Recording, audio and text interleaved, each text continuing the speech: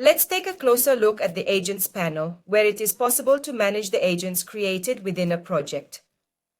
When we open the panel, each agent is displayed as a card. Each card displays the agent's name, a brief description, and its current status, which can be draft or published. All changes made to an agent's definition are automatically saved as a draft, so even if it hasn't been manually published, our progress won't be lost. When we select an agent, a detailed panel opens on the right side of the screen.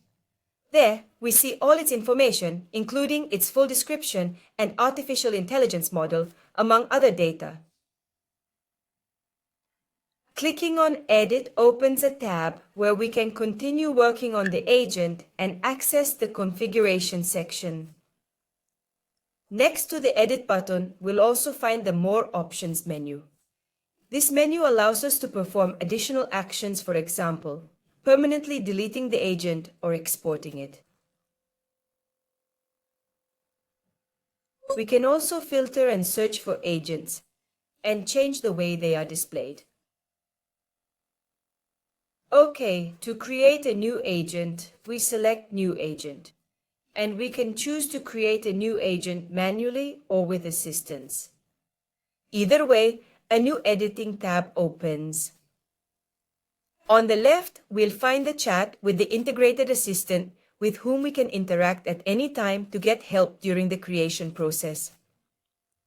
On the right side, we'll see three main tabs: Configuration, AI and Tools, and JSON.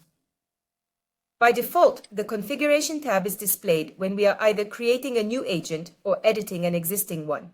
The Details section is where we define the agent's main identity, which includes the following fields: the name field, which is used to identify the agent across the platform; the purpose field, which is used to define the agent's main objective or functionality, that is, the type of task it solves or the assistance it provides to the end user. This description guides the agent's behavior and provides it with the necessary context to respond accurately. For example, if the agent must provide support for credit card cancellations, that should be its purpose. The agent's role complements the purpose. While the purpose indicates what the agent does, the role reflects who the agent is or how the agent presents him or herself. For example, if the purpose is to help with cancellations, the role might be Bank Customer Service Assistant. In addition to this information, we can also choose an avatar image. Based on the title and description provided, Global Enterprise AI Lab can automatically generate an avatar. By selecting the Generate Image option, we see a modal window with different avatar options. We can choose one or click on Regenerate to generate a new set. Okay, now let's move on to the Setup section. Here we set the key elements that define the agent's behavior during its interactions. It is organized in three main fields: background knowledge, where we can include contextual information or essential knowledge that the agent must know in order to respond correctly. This may include product descriptions, internal company processes, or any other relevant data. This information is used to generate more accurate answers aligned with the agent's specific domain. The Guidelines field defines clear instructions on how the agent should behave in different scenarios. For example, whether a tone of voice is expected, mandatory steps before giving a response, or policies to follow.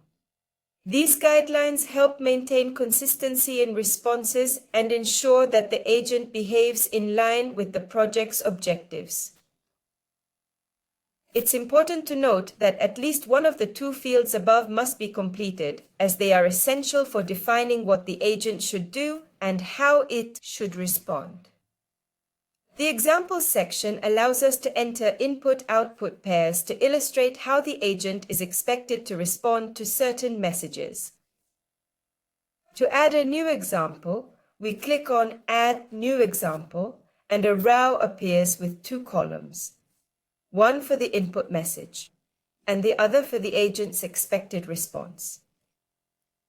To delete an example, we click on the delete icon and then select the confirm icon. Okay, next we will see the AI and Tools and JSON tabs.